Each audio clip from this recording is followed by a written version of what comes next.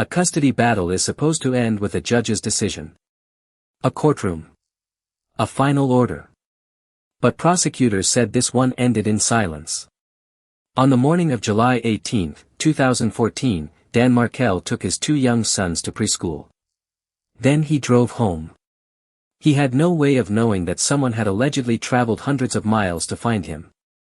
Minutes later, Dan was found inside his garage after a targeted attack. No robbery. No random confrontation. No obvious reason why a respected law professor had become a target. Then investigators found the first thread. A rented silver Toyota Prius. It had come from South Florida. The same place at the center of Dan's bitter fight over where his children would live. What followed was not one clue. It was a chain. Secret relationships. Money moving through unexpected hands. Cell phone records tracing a long journey north. And recorded conversations that seemed to suggest some people were terrified the truth might surface. But beneath every piece of evidence was a question darker than the crime itself. What if a father's legal right to remain close to his children was not seen as a right? What if it was seen as an obstacle? And what if someone decided the obstacle had to disappear? Because according to prosecutors, Dan Markel was not caught in a random act of violence. He was allegedly removed from a family dispute that was supposed to be settled in court. And the people investigators believed were connected to that decision may have been closer to him than anyone imagined. Dan Markel was not living the life of someone who expected danger. He was a professor at Florida State University's College of Law. He was known in legal circles for his scholarship and his work on criminal justice, punishment, and legal ethics. He was also a father. And by the summer of 2014, much of his life revolved around his two young sons. But behind the ordinary routines of work, parenting, and life in Tallahassee was a conflict that had been moving through family court. Dan had once been married to Wendi Adelson. Their marriage ended in divorce. And after the divorce, the disagreement that mattered most was not about money. It was about geography. Wendi wanted to move with the children from Tallahassee to South Florida. Her parents and much of her family lived near Miami. Dan opposed the move. He believed relocating the children hundreds of miles away would fundamentally change his relationship with them. The dispute went to court. And the court did not grant Wendi permission to relocate the children to South Florida. That ruling left the family divided by distance. Wendi remained in Tallahassee with the children. Dan remained close enough to continue being an active father. And the possibility of a permanent move south remained blocked. Years later, prosecutors would argue that this legal conflict supplied the motive for a murder plot. But in 2014, the custody dispute was still a family matter. Contentious, emotional, and deeply personal. Not yet a homicide investigation. The people around Wendi had their own views of Dan. Her mother, Donna Adelson, had expressed frustration about the family's situation. Donna wanted her daughter and grandchildren closer to South Florida. The distance meant that visits required travel. It meant that the grandchildren were growing up far from much of their extended family. And according to evidence later presented in court, the conflict over the children had created resentment that did not disappear after the divorce. But resentment is not proof of a crime. Family arguments are not murder plots. At least, not by themselves. That distinction would become important as the case unfolded. Because the prosecution would eventually build its case not around one threatening message or one direct confession. It would build a chain. A chain made of relationships. Travel. Money. Phone calls. Recorded conversations. And the behavior of people who appeared to know far more than they should. On July 18, 2014, none of that was visible. There was only a quiet house. An open garage. And a man who had been attacked inside his own car. Dan was rushed to the hospital. He had survived the initial attack, but his injuries were catastrophic. He died later that day. The death of a respected law professor immediately drew attention. But the crime scene offered few easy answers. There was no clear sign of a burglary. Nothing appeared to have been taken. The attack did not look random. Investigators began working through the possibilities. Could the killing have been connected to Dan's work? Could it have involved someone he knew? Could it have grown out of the bitter divorce and custody dispute? At that stage, every possibility was open. And every theory had a problem. Dan was a legal scholar, but there was no obvious professional conflict pointing toward a killing. The divorce had been difficult, but difficult divorces happen every day without violence. The case needed something more concrete. Something that could place a suspect near the home. Something that could explain why an attacker would come to Tallahassee and disappear. Then investigators began focusing on a vehicle. A silver Toyota Prius. Witnesses had noticed a car in the area. The vehicle was not immediately connected to Dan. It did not belong to him. And it did not appear to belong to anyone in his neighborhood. But investigators began tracing it. The Prius had been rented in South Florida. That detail mattered. The custody dispute had also centered on South Florida. The family of Dan's former wife lived there. The geographic connection was striking. But it was not enough. South Florida is enormous. Thousands of people travel between Miami and Tallahassee. A rental car alone could not prove a murder plot. Investigators needed to know who had rented it. Who had driven it. Where it had gone. And whether the people connected to it had any connection to Dan Markel. The answers led them toward two men. Sigfredo Garcia. And Luis Rivera. Neither man was a law professor. Neither belonged to Dan's professional world. Neither appeared to have a personal relationship with him. Their connection would have to be found somewhere else. Investigators began reconstructing the movement of the rented Prius. The evidence included travel records, surveillance information, and cell phone data. The vehicle had traveled north from South Florida. It had entered the Tallahassee area. And the timing aligned with the attack on Dan Markel. The more investigators examined the trip, the less it looked like an ordinary visit. The route. The timing. The movement around Tallahassee. Then the return trip south. The evidence suggested that Garcia and Rivera had made the journey together. But another question immediately followed. Why would two men from South Florida travel to Tallahassee to target a professor they did not appear to know? The answer, investigators believed, was that the connection was indirect. Someone had connected them to the person who wanted Dan dead. The case was beginning to look less like a personal confrontation and more like a planned operation. But investigators still did not know who had arranged it. The first major break came through the relationships surrounding the two men. Luis Rivera knew Sigfredo Garcia. Garcia had previously been in a relationship with a woman named Catherine Magbanua. They had children together. And Catherine Magbanua had once been romantically involved with Charlie Adelson. Charlie was Wendi Adelson's brother. He was a successful South Florida dentist.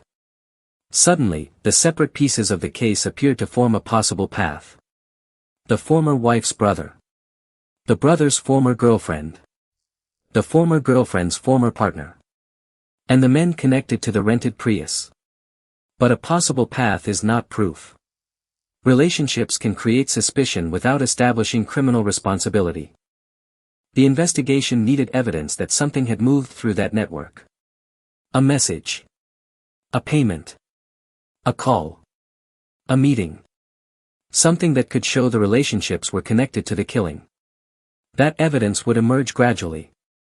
And when it did, the case would become far more complicated than investigators first expected. Before the attack, there had been a previous trip to Tallahassee. According to testimony later given by Luis Rivera, the men had traveled north before the day Dan was killed. That earlier trip became important because it suggested planning. It suggested that the attack was not a sudden decision. Rivera later described the events as part of an arrangement involving money. His account would become one of the most important pieces of the prosecution's case. It would also become one of the most contested. Rivera was not an uninvolved witness. He had been charged. He entered a plea agreement. And he received a reduced sentence in exchange for his cooperation. That meant jurors had to consider two questions at the same time. Was Rivera telling the truth? And did he have a reason to shape his testimony in a way that helped him? The defense would repeatedly challenge his credibility.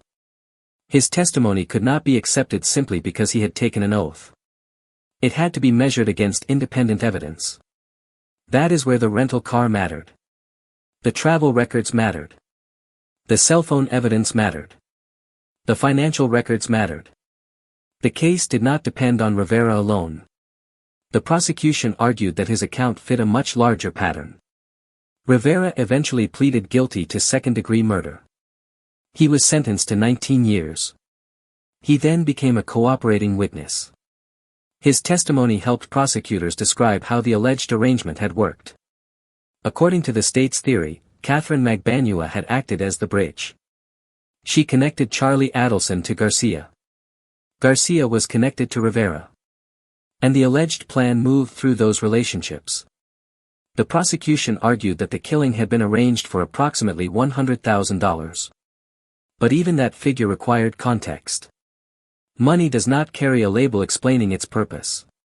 A payment can be a business transaction, a gift, a debt, compensation, or something criminal. The meaning depends on timing, records, testimony, and the people involved. Investigators began examining payments connected to Magbanua. She received money connected to the Adelson family and the Adelson Institute.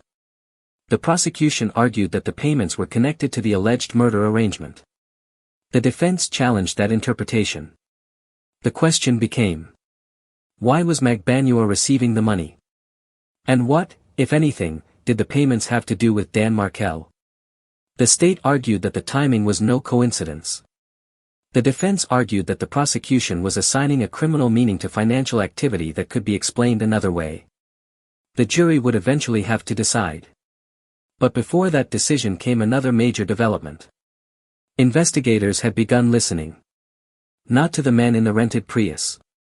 Not to the former girlfriend. But to the Adelson family. In 2016, 2 years after Dan's death, law enforcement conducted an undercover operation. It would later become known as the Bump. The operation was designed to create pressure. An undercover agent approached Donna Adelson and implied that people connected to the killing were demanding money. The message suggested that the people involved might reveal information if they were not paid. The purpose was not simply to frighten Donna. Investigators wanted to see what she would do. Would she dismiss the claim as absurd? Would she call the police? Would she ask who was making the accusation? Or would her response reveal that she understood exactly what the undercover agent was referring to? The encounter did not produce a simple confession. There was no moment in which Donna said she had arranged Dan's death. Instead, the evidence came through what happened afterward. Donna spoke with members of her family. Some of those conversations were recorded. Investigators listened closely. The prosecution later argued that the family's reactions made sense only if the threat was connected to something real. The defense argued that the Adelsons believed they were being extorted. That disagreement became central. The same words could carry different meanings depending on the story surrounding them. The prosecution saw consciousness of guilt. The defense saw fear. The prosecution saw coded conversations. The defense saw a family reacting to a threatening demand. The jury would eventually decide which explanation fit the evidence. But the recordings introduced another detail. A television. Years earlier, during her initial police interview after Dan had been attacked, Wendi had mentioned that Charlie once made a remark involving a television and a hitman. At the time, the statement sounded strange. Why would a television be connected to a joke about hiring someone? The comment was not presented as a confession. Wendi described it as something Charlie had said. But years later, investigators heard the word TV appear again in recorded family conversations. Prosecutors argued that the references were connected. They suggested the word had a meaning beyond an ordinary television. The defense disputed that interpretation. The evidence did not come with a dictionary. No one produced a written code. The significance depended on context. That made the television reference memorable. It also made it dangerous to overstate. A documentary can say that prosecutors argued the term was coded language. It cannot simply declare that the word was proven to mean murder. The distinction matters because criminal cases are built through evidence, not assumptions.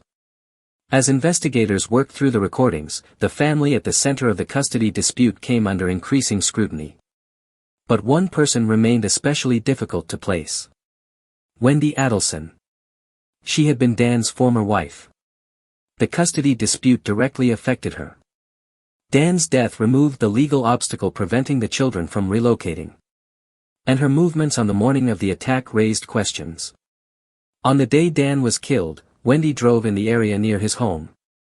She later said she had been traveling to meet a friend. She encountered police activity. She turned around. The timing became a major point of scrutiny. Why was she near the area? Did she know something had happened? Was the route unusual? Or was it simply an unfortunate coincidence? Wendi denied knowing about the attack.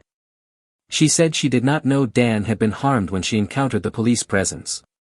The prosecution repeatedly examined the timing and circumstances. But Wendi was never charged with Dan Markel's murder. She has denied involvement. That legal fact does not erase the questions raised during the trials. But it sets a boundary. Suspicion is not a conviction. Evidence about a person is not the same as a criminal charge against that person. The case against other defendants would proceed without a jury ever finding Wendi guilty. As the investigation continued, prosecutors focused on the alleged chain connecting South Florida to Tallahassee. At one end was Dan. At the other were the people accused of arranging his death. Between them were relationships that prosecutors argued had carried the plan forward. Charlie Adelson. Catherine Magbanua. Sigfrido Garcia. Luis Rivera.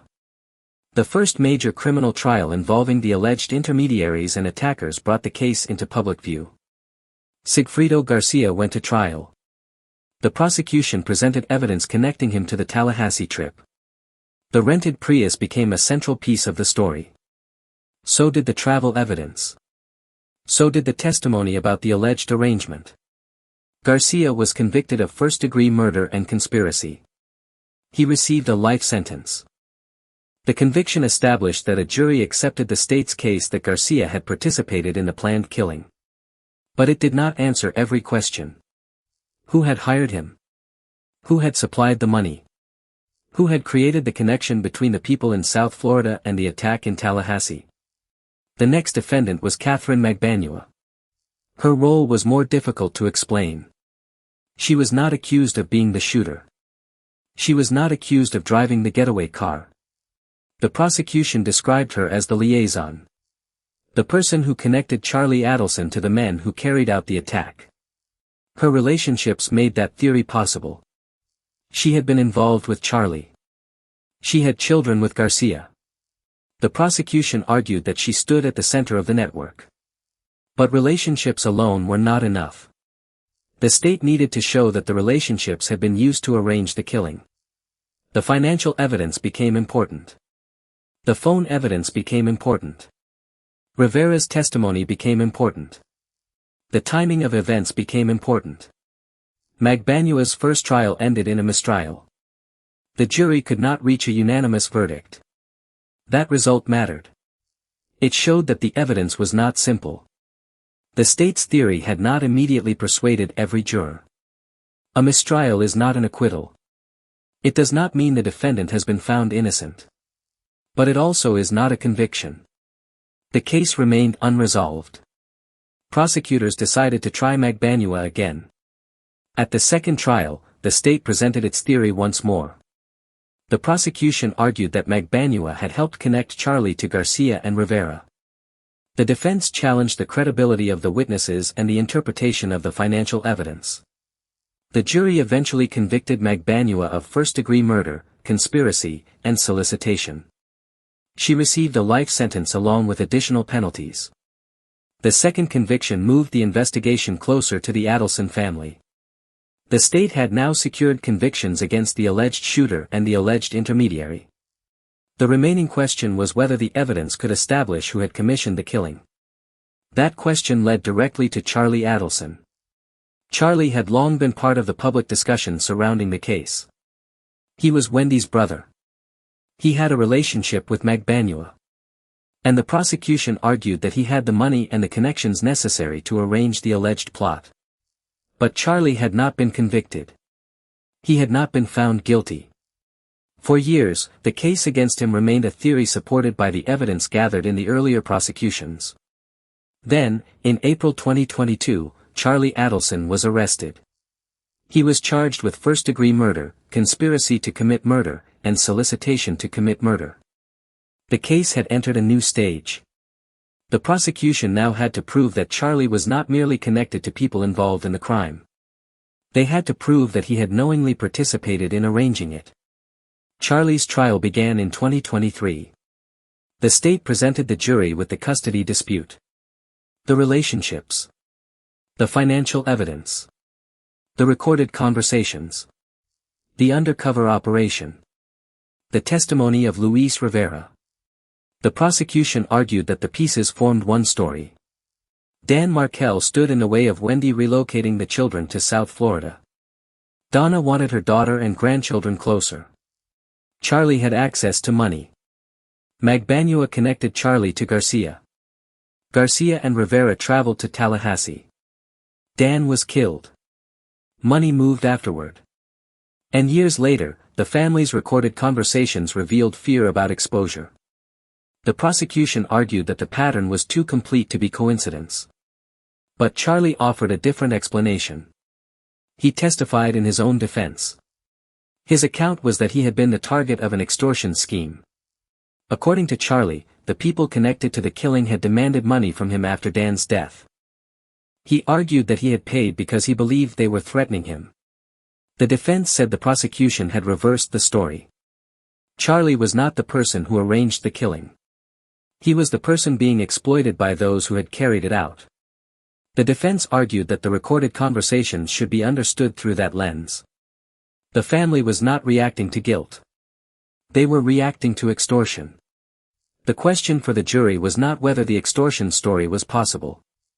Almost any story can be possible. The question was whether the story fit the evidence better than the prosecution's explanation. The jury heard about the financial transactions. If Charlie was being extorted, why did the money move in the way prosecutors described? If the killers were acting independently, why did the alleged connections run through Magbanua? If the family was innocent, why did the undercover threat create the reactions heard in the recordings? And if the television references were meaningless, why did the same unusual detail appear in separate parts of the case? Each question led back to the same problem. The evidence was not one straight line. It was a web. The jury had to decide whether the web showed a conspiracy or a series of unrelated events. Charlie's defense also faced the testimony of people who had already been convicted. Those witnesses were vulnerable to attack. They had criminal records. They had made deals. They had reasons to cooperate. But their accounts could be compared with records that existed independently of their testimony. Travel. Calls. Payments. The rental car. The timing of the Tallahassee trip. The jury was not asked to trust one person in isolation. It was asked to consider whether the testimony fit the larger record. In November 2023, the jury returned its verdict. Charlie Adelson was found guilty of first-degree murder, guilty of conspiracy to commit murder, and guilty of solicitation to commit murder. He was later sentenced to life in prison, with additional consecutive sentences for the other offenses. The verdict marked a major turning point. A jury had accepted the prosecution's argument that Charlie was a participant in arranging Dan Markel's death. But the case was not finished. One person remained at the center of the prosecution's broader theory. Donna Adelson. Donna was Dan's former mother-in-law. She had wanted Wendi and the children to live closer to South Florida. She had expressed deep frustration about the custody situation. And prosecutors argued that she was not merely aware of the alleged plan. They argued that she was one of the people driving it. But for years, Donna had not been charged. Then, only days after Charlie's conviction, investigators arrested her at Miami International Airport. Donna and her husband, Harvey Adelson, were preparing to leave the country. Donna was taken into custody before the planned international trip. The circumstances immediately became part of the public discussion. Prosecutors viewed the travel plans as evidence that Donna was attempting to avoid accountability. The defense challenged that interpretation. Travel, even international travel, is not automatically proof of guilt. The legal question was what Donna intended and what the circumstances showed. A grand jury indicted her. She was charged with first-degree murder, conspiracy to commit murder, and solicitation to commit murder. The prosecution's theory was now explicit. Donna had not simply disliked Dan. She had allegedly participated in the effort to remove him. Her trial took place in 2025. By then, the case had already produced 4 convictions. But Donna's trial was separate. The jury could not simply rely on what other juries had decided. The state still had to prove its case against her. The prosecution returned to the custody dispute. The emails. The family communications. The recordings. The financial evidence. The relationships. And the alleged motive. The state argued that Donna had been intensely focused on moving Wendi and the children to South Florida. Dan's opposition prevented that move. According to prosecutors, the murder removed the obstacle. The defense argued that the state had no direct evidence proving Donna ordered or paid for the killing. There was no recording in which she explicitly instructed someone to attack Dan. No written contract. No direct confession. The case was circumstantial. But circumstantial evidence can still support a conviction. The question is whether the circumstances, taken together, establish guilt beyond a reasonable doubt. The jury had to decide whether the evidence showed a coordinated plan or whether the prosecution had built a theory from family resentment and ambiguous conversations. Donna's recorded words became central. Her communications after the undercover bump were examined closely. The prosecution argued that her response revealed knowledge. The defense argued that she was reacting to a threatening situation involving people who had already committed a crime. The same recordings were presented through 2 competing stories. The jury had to decide which story made sense. The prosecution also emphasized Donna's intense involvement in the custody conflict. The defense argued that anger toward a former son-in-law was not evidence of murder. Both statements could be true. A person can resent someone without arranging a crime. That is why the prosecution needed more than motive. It needed the full pattern. The relationships. The money. The communications. The timing. The reactions. The jury eventually reached its decision. In September 2025, Donna Adelson was found guilty of first-degree murder, conspiracy, and solicitation. She was later sentenced to life in prison, with additional sentences on the other counts. The conviction made Donna the 5th person convicted in connection with Dan Markel's death. 5 convictions. More than a decade of investigation. Multiple trials. And a case that began with an open garage and a silent car had reached a series of legal conclusions. But the verdicts did not answer every question. They established criminal responsibility for the people convicted. They did not automatically establish guilt for every person whose name appeared during the investigation. Wendi Adelson was never charged. She has denied involvement. She testified in the related proceedings. Her relationship with Dan. Her desire to relocate. Her route on the morning of the attack. Her statements to police. And her family's communications all became subjects of intense scrutiny. But no jury convicted her. No criminal charge was filed against her. That distinction must remain clear. The prosecution's evidence raised questions. The public formed theories. But a documentary must separate questions from findings. Harvey Adelson was also never charged. He denied involvement. His presence in the family and his knowledge of events did not result in a criminal conviction.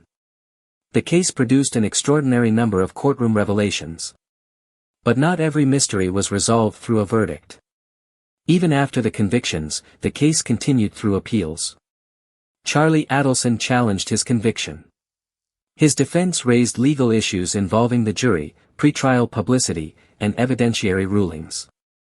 In July 2026, Florida's First District Court of Appeal upheld Charlie's conviction. The appellate court rejected his request for a new trial.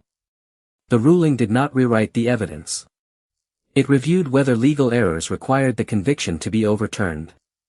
The conviction remained in place. Donna's case also moved into the appellate process after her conviction and sentence. Appeals are not retrials. They generally examine legal and procedural issues rather than allowing a new jury to decide the facts from the beginning. The legal process continued. But the central structure of the case had been established through the verdicts. The shooter had been convicted. The accomplice had pleaded guilty and cooperated. The alleged intermediary had been convicted. The former brother-in-law had been convicted. And the former mother-in-law had been convicted. The prosecution's theory had survived multiple trials. Still, the most revealing part of the case may not be any single recording or payment. It may be the way the evidence changed meaning as the investigation expanded. At first, the custody dispute looked like a bitter family conflict. Then it looked like a possible motive. At first, the Prius looked like an unfamiliar car. Then it became a path connecting South Florida to Tallahassee. At first, Magbanua appeared to be a former girlfriend with no obvious connection to Dan. Then prosecutors described her as the bridge between the family and the men who carried out the attack. At first, the money was simply money. Then investigators examined its timing and destination. At first, the undercover bump was only an unusual encounter. Then the conversations that followed became evidence of how the family responded when the past appeared to threaten them. At first, the word TV sounded random. Then prosecutors argued that it had meaning. The case was built through changing context. A detail that seemed unimportant in isolation became significant when placed beside other evidence. That is also why the investigation took years. There was no single fingerprint that solved everything. No immediate confession. No one piece of evidence that named every participant. Investigators had to reconstruct a network. They had to determine who knew whom. Who called whom. Who traveled where. Who received money. Who reacted when pressure was applied. And who had a reason to want Dan removed from the custody dispute. The prosecution's final story was that the killing was not a spontaneous act. It was a coordinated arrangement. According to that theory, the conflict over the children created the motive. The family relationships created the opportunity. Magbanua created the connection. Garcia and Rivera carried out the attack. And money moved through the network afterward. The juries that heard the cases accepted that story as proven beyond a reasonable doubt for the defendants they convicted. But the story also carries a human cost that cannot be measured by verdicts. Dan Markel's children lost their father. His parents lost their son. His friends and colleagues lost a person whose work and life had been cut short. The trials explained how prosecutors believed the crime happened. They did not restore what was taken. The case also raises a difficult question about family conflict. Custody disputes can create anger. They can create fear. They can make people feel trapped. But most never become violence. The difference in this case, according to the verdicts, was the decision to turn resentment into action. The legal system could not undo the death. It could only determine responsibility. And that process took more than a decade. There is one final detail worth returning to. The morning Dan Markel was killed began like many other mornings. He took his children to preschool. He returned home. There was no public warning. No sign that the investigation would eventually stretch across Florida. No indication that the case would involve 5 convictions, multiple trials, years of surveillance, recorded calls, financial analysis, and appeals. The attack lasted only moments. The search for accountability lasted years. And the evidence did not arrive in the order that made sense. Investigators had to assemble it backward. From the crime scene to the car. From the car to the travelers. From the travelers to the relationships. From the relationships to the money. From the money to the family. And from the family conflict to the question of motive. Every step revealed another connection. Every connection created another question. The case was not solved when investigators found the Prius. It was not solved when Garcia was convicted.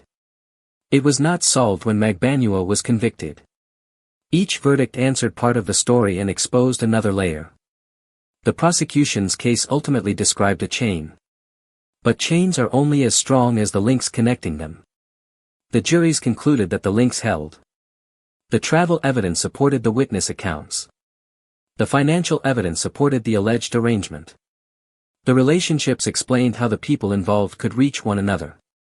The recordings gave prosecutors evidence of the family's response when the past came under pressure.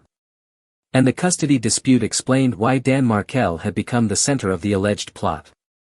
The final verdicts did not erase uncertainty about every person mentioned during the investigation. They did not answer every question the public continues to ask.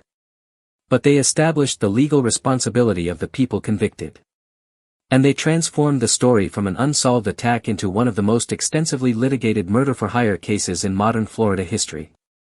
The garage is still the place where the story began. A car. An open door. A father who had just returned from taking his children to school.